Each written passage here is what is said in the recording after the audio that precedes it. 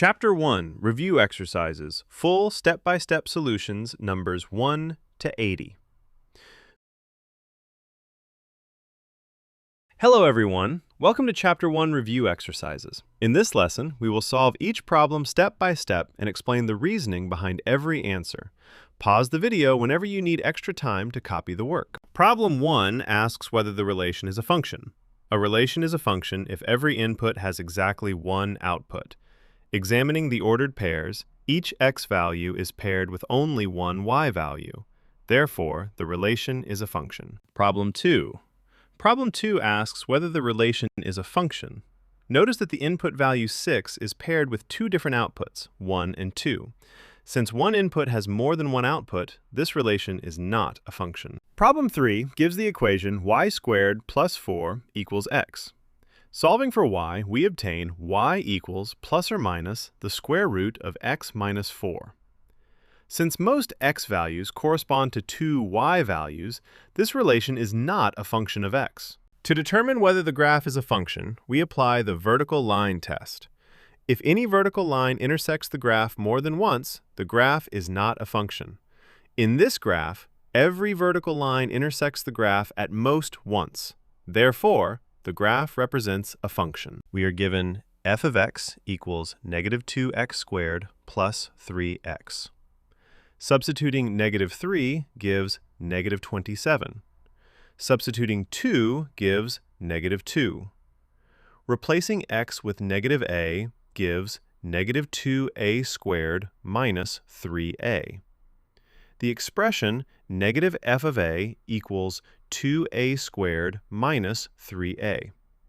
Finally, substituting a plus h and simplifying gives negative 2a squared minus 4ah minus 2h squared plus 3a plus 3h. We are given f of x equals 2 times the absolute value of 3x minus 1.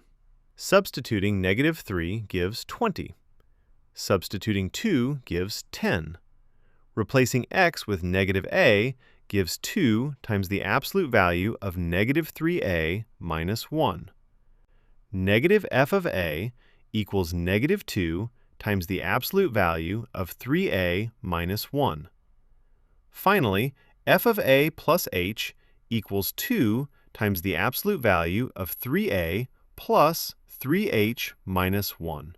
To determine whether the function is one-to-one, we use the horizontal line test. Since every horizontal line intersects the graph at most once, the function is one-to-one. The function contains an absolute value expression.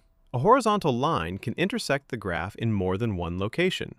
Therefore, the function is not one-to-one. Using the vertical line test, every vertical line intersects the graph only once. Therefore, the graph represents a function. Applying the vertical line test, some vertical lines intersect the graph twice. Therefore, the graph does not represent a function.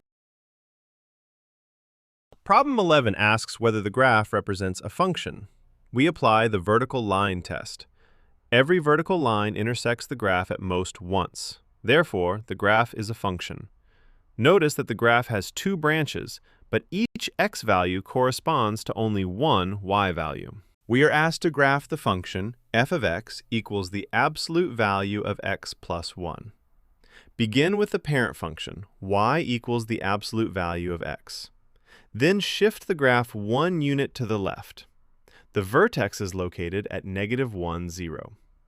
The graph forms a V shape opening upward.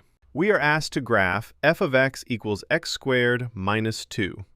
Begin with the parent parabola y equals x squared. Shift the graph downward 2 units. The vertex is located at 0, negative 2. The parabola opens upward. Using figure 2, we estimate the value of f of 2. Locate x equals 2 on the graph and move vertically until reaching the curve. The corresponding y value is approximately 2. Therefore, f of 2 is approximately equal to 2. Using figure 2, locate x equals negative 2. Move upward to the graph and read the corresponding y value. The value is approximately 2.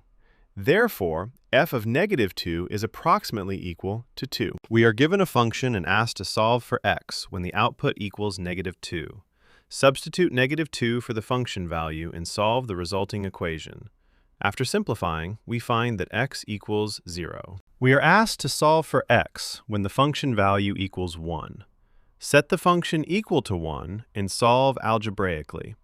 The solutions are approximately negative 1.7 and positive 1.7. We are given the function h of t equals negative 16t squared plus 80t and asked to evaluate the average rate of change from t equals 1 to t equals 2. Substitute the values into the function and simplify. The result is 32. We are asked to evaluate the average rate of change using a variable a. Substitute the function values into the average rate of change formula and simplify. The final expression is negative 16a plus 64. We are asked to find the domain of the rational function. Since denominators cannot equal 0, set the denominator equal to 0 and solve. The excluded value is negative 2/3. Therefore, the domain is all real numbers except negative 2/3. To find the domain of this rational function, we identify values that make the denominator equal to 0. Solving the denominator equation gives x equals negative 2 and x equals 6. These values must be excluded from the domain.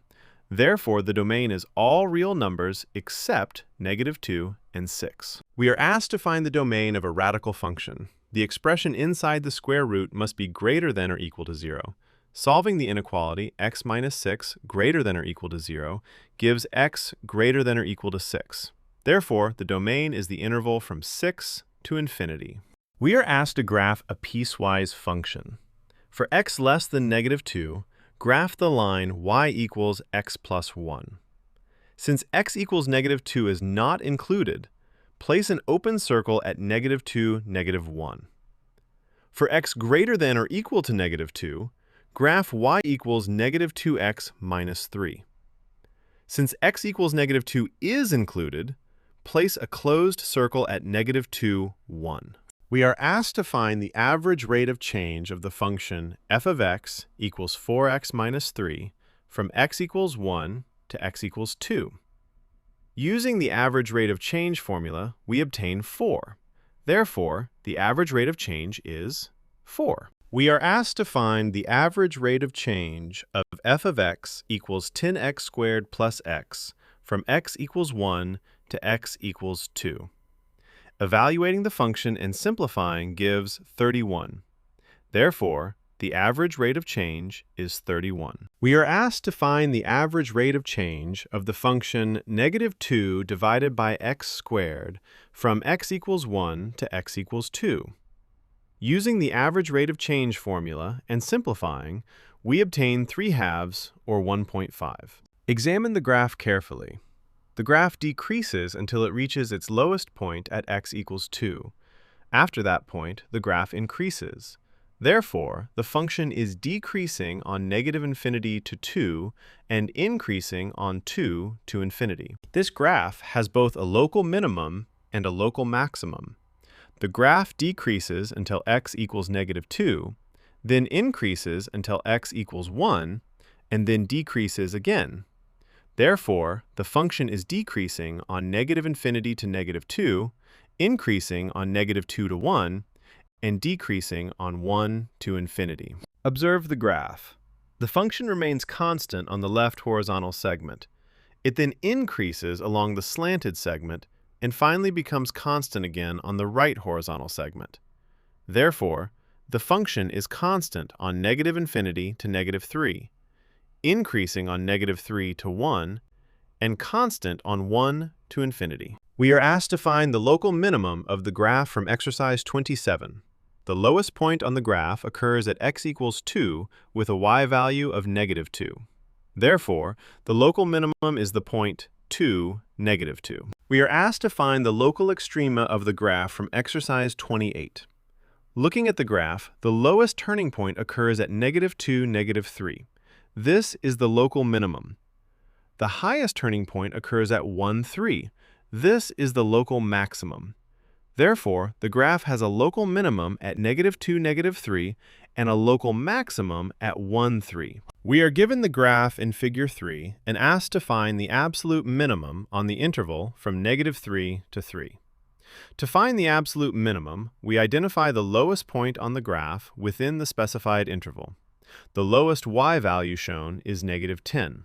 Therefore, the absolute minimum value is -10. We continue using Figure 3.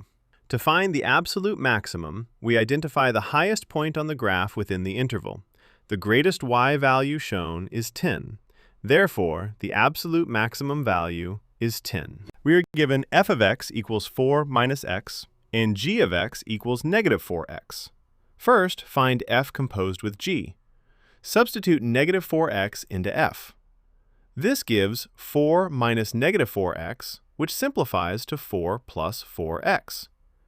Now find g composed with f. Substitute 4 minus x into g.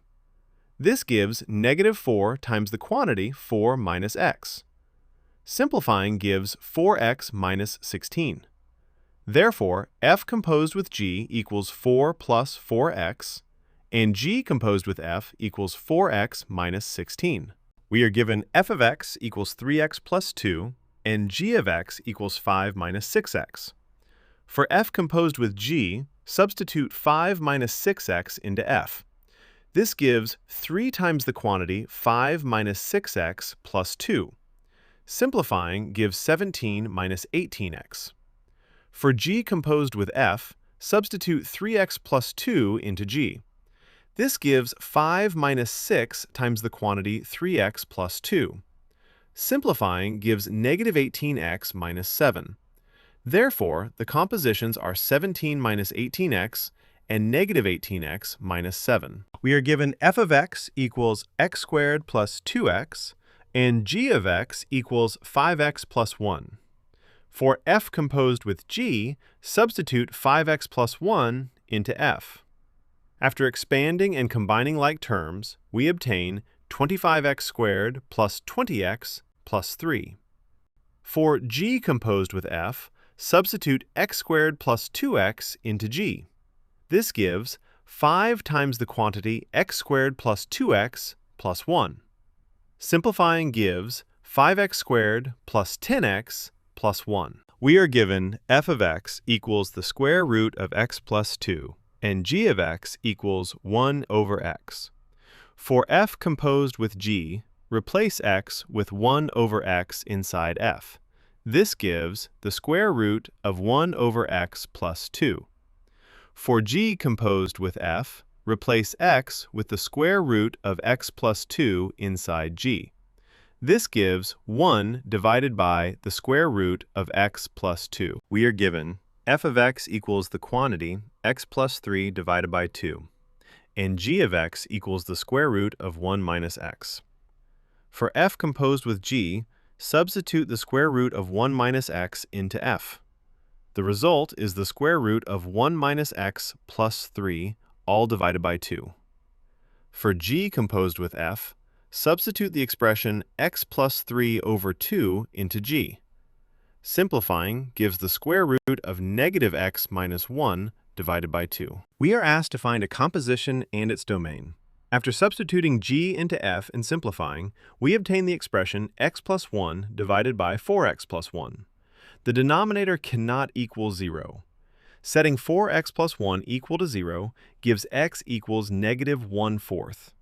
Also, x cannot equal 0 because g contains 1 over x. Therefore, the domain excludes 0 and -1/4. We are given two rational functions and asked to find their composition. Substituting g into f and simplifying yields x minus 9 divided by 3x minus 26. To find the domain, exclude values that make denominators equal to 0. Therefore, x cannot equal 9 and x cannot equal 26/3. We are given two functions and asked to find the composition and its domain. Substitute g of x into f of x. After simplifying, we obtain 1 over the square root of x. Since square roots require non-negative values and denominators cannot be 0, x must be greater than 0. Therefore, the domain is the interval from 0 to infinity. We are asked to find another composition and determine its domain. Substituting one function into the other and simplifying gives 1 over x. The denominator cannot equal 0. In addition, the square root expression requires x plus 1 to be greater than or equal to 0. Combining these restrictions, the domain is from -1 to 0, not including 0, together with 0 to infinity. We are asked to express the function h of x as a composition of two functions. Notice that the square root is applied last. Choose g of x to be the fraction 2x minus 1 divided by 3x plus 4. Then define f of x as the square root of x. Applying f to g produces the original function. Therefore, h of x equals f composed with g. We are asked to decompose another function. Observe that the expression 3x squared minus 4 appears inside the exponent. Let g of x equal 3x squared minus 4. Let f of x equal x raised to the third power. Then h of x equals f composed with g. We are asked to sketch the graph of f of x equals the quantity x minus 3 squared. Begin with the parent function y equals x squared. Replace x with x minus 3. This shifts the parabola 3 units to the right. The vertex moves from 0, 0 to 3, 0. The parabola still opens upward. We are asked to graph f of x equals the quantity x plus 4 cubed. Begin with the parent cubic function, y equals x cubed. Replacing x with x plus 4 shifts the graph 4 units to the left. The inflection point moves from 0, 0 to -4, 0. We are asked to graph f of x equals the square root of x plus 5. Start with the parent square root function. Adding 5 outside the radical shifts the graph upward 5 units. The starting point moves from 0, 0 to 0, 5. We are asked to graph negative x cubed. The negative sign reflects the graph of x cubed across the x-axis. Instead of rising from left to right, the graph now falls from left to right. We are asked to graph the cube root of negative x. The negative inside the function reflects the graph across the y-axis. The graph maintains its cube root shape, but is mirrored horizontally. We are asked to graph 5 times the square root of negative x minus 4. First, the negative inside the square root reflects the graph across the y-axis. Next, multiplying by 5 stretches the graph vertically. Finally, subtracting 4 shifts the graph downward 4 units. The result is a reflected, stretched, and translated square root graph. We are asked to graph the function 4 times the quantity, absolute value of x minus 2, minus 6. Start with the parent function, y equals the absolute value of x. First, shift the graph 2 units to the right because of x minus 2. Next, move the graph 6 units downward. Finally, multiply all y values by 4, creating a vertical stretch. The result is a narrower V-shaped graph with vertex at 2, -24. We are asked to graph negative the quantity x plus 2 squared minus 1. Begin with the parent parabola y equals x squared. The expression x plus 2 shifts the graph 2 units left. The negative sign reflects the parabola across the x-axis. Finally, subtracting 1 moves the graph down 1 unit. The vertex is located at -2, -1, and the parabola opens downward. We are given the transformation g of x equals f of x minus 1. Whenever we replace x with x minus 1, the graph shifts 1 unit to the right. Every point on the original graph moves exactly 1 unit right. The shape of the graph remains unchanged. We are given g of x equals 3 times f of x. Multiplying the function by 3 multiplies every y value by 3. This produces a vertical stretch by a factor of 3. The graph becomes taller while keeping the same x-intercepts. We are asked to identify the standard function represented by the graph. The graph has a V shape and a vertex. This indicates an absolute value function. After locating the vertex and determining the shifts, we obtain the equation y equals the absolute value of x minus 3. We are asked to identify the standard function represented by the graph. The graph is a parabola opening upward. The vertex is shifted from the origin. Using the vertex form of a quadratic function, the equation is y equals the quantity x plus 2 squared minus 1. We are asked whether the function is even, odd, or neither. Substitute negative x into the function. Since f of negative x equals f of x, the function is even. Even functions are symmetric about the y-axis. We test the function by replacing x with negative x. The resulting expression is not equal to the original function and is not equal to the negative of the original function. Therefore, the function is neither even nor odd. We substitute negative x into the function. After simplifying, we find that f of negative x equals negative f of x. Therefore, the function is odd. Odd functions have symmetry about the origin. We analyze the graph and determine its symmetry. The graph is not symmetric about the y-axis and not symmetric about the origin. Therefore, the function is neither even nor odd. We are asked to determine whether the graph represents an even function, an odd function, or neither. To determine this, we examine the symmetry of the graph. If the graph is symmetric about the y-axis, the function is even. If the graph is symmetric about the origin, the function is odd. Looking carefully at the graph, we see symmetry about the y-axis. Therefore, the function is even. We are asked to classify another graph as even, odd, or neither. Examining the graph, we notice that rotating the graph 180 degrees about the origin leaves it unchanged. This indicates origin symmetry.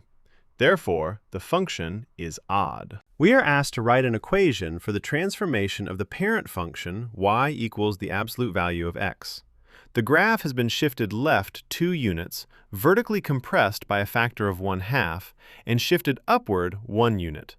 The resulting equation is 1/2 times the absolute value of x plus 2 plus 1. We are asked to write the transformed absolute value equation represented by the graph. The graph has been shifted 1 unit to the right, stretched vertically by a factor of 2, and shifted downward 3 units. Therefore, the equation is 2 times the absolute value of x minus 1 minus 3. We are asked to determine the equation of a transformed absolute value graph.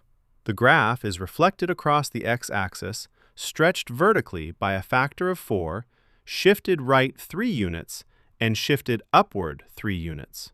The resulting equation is negative 4 times the absolute value of x minus 3 plus 3. We are asked to graph the function f of x equals the absolute value of x minus 5. Begin with the parent absolute value function.